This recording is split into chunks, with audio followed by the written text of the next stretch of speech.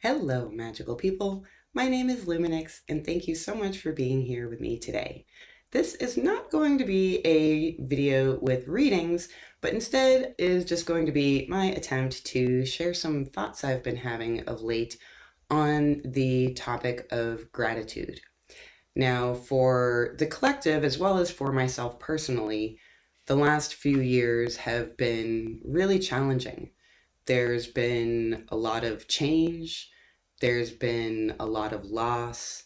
There's been a lot of grief and all sorts of other just really big emotions. And again, I'm speaking both on behalf of myself and my personal experience, as well as just also on a more collective or global experience.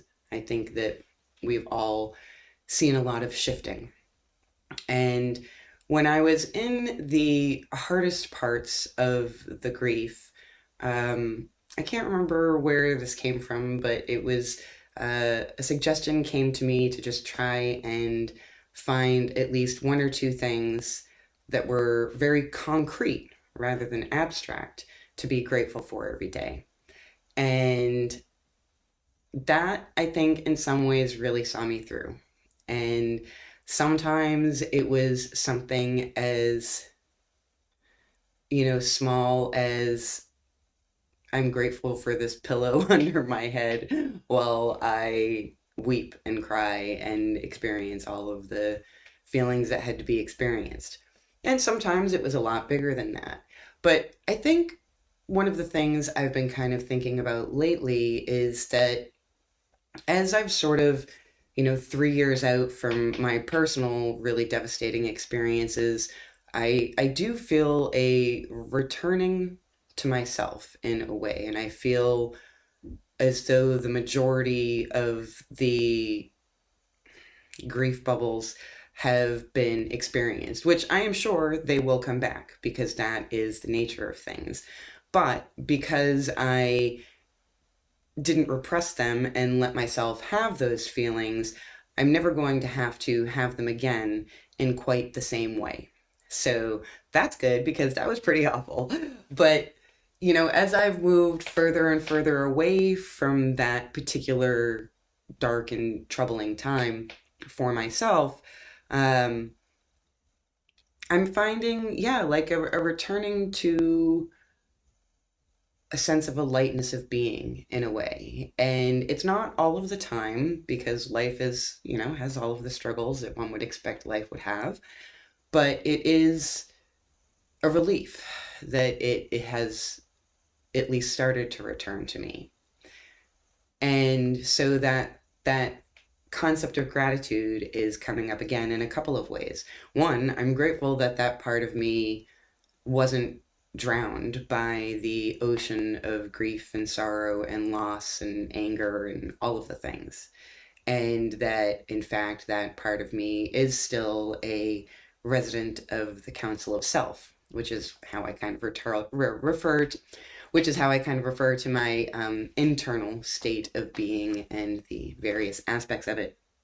Um, and, in addition to that, I think it's really important, and I find it very easy to do right now, to look around at my daily experience of my life and of myself and find specific concrete things to be grateful for. Because, like I said, there's the abstract and there's the concrete. And I think that, like most humans, we are probably always on some level in an abstract way, at least grateful for our family and friends and loved ones. And that is wonderful to keep that abstract in mind, but particularly in trying times, it is, I think, important to also put a little bit of concreteness to that and specificity to it. And as I have been noticing this return to my sense of self, I've been, again, just finding it very easy to see those things in my life. And for some reason, I just wanted to share a few of them with you. So I had a career that I was in for like 20 something years. And almost a year ago, just at the end of this month, I left that career and started a new job. And I am specifically using the terms career and job to distinguish something that is dissimilar about the two experiences. And it has been marvelous. It has had, some struggles in its own way, predominantly financial, but in so many ways, it's just been an absolute benefit. And I just want to recognize that and be grateful for the choice, though it was painful and though it was made probably many years too late, or many years later than I ought to have made that decision. I am now grateful that I did finally cut that cord. My daily experience or weekly experience is so much less impacted by stress and trauma response.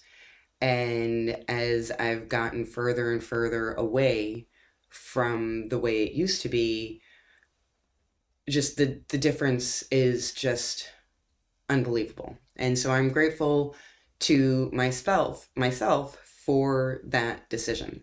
And yeah, so there's that. And, that's still relatively abstract in some ways. But the other big thing that I was feeling so grateful that I was nearly brought to tears today, and this is going to be silly, but I want to tell you about it so that maybe you will also give yourself permission to really own the silly shit about yourself that exists.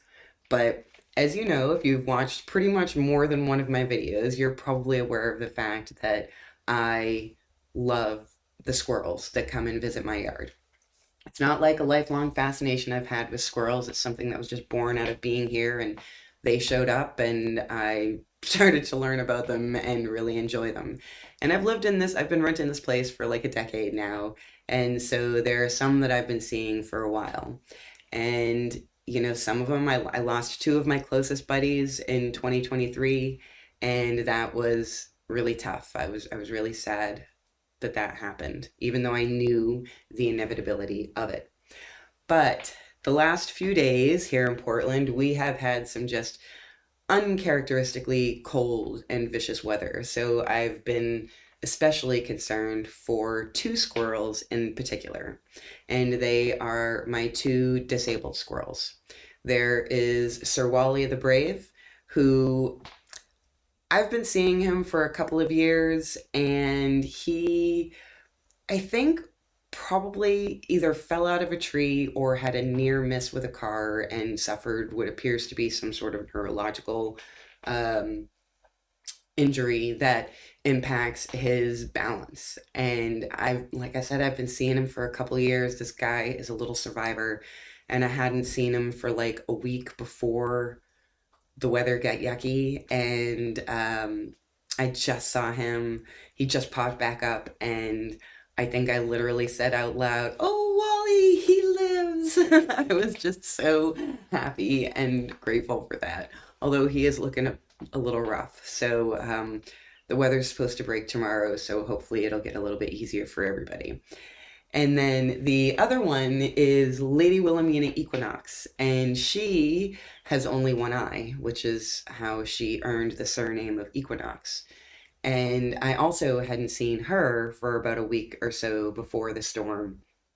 And so I was a little concerned that maybe her time had passed, and I was half grieving both of them already, just in an anticipatory sort of way.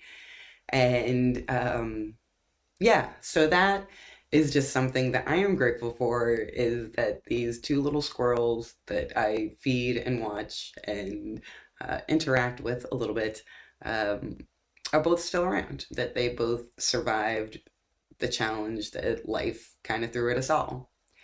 And that's also something to be grateful for. Like, the world is hard, there's terrible, awful things happening all of the time, and yet I'm still here to experience it. And yeah, I'm grateful for my warm house especially in this awful weather. I'm very grateful for my warm house. So anyhow, before I go down a rabbit hole of starting to name all of the many, many things for which I'm grateful and the many, many people, um, I won't. Instead, I'll just leave it at that and encourage you to also cultivate a little bit of gratitude in your day to day experience. And if you are going through a difficult time, then that can be really instrumental to help giving you a little bit of a candle in that darkness.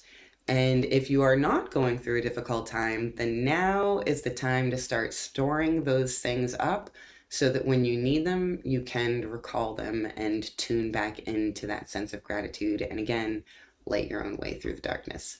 So, my magical friends, thank you so much. Until next time, as always, of course, don't forget to be kind and gentle with yourselves, and I will see you soon.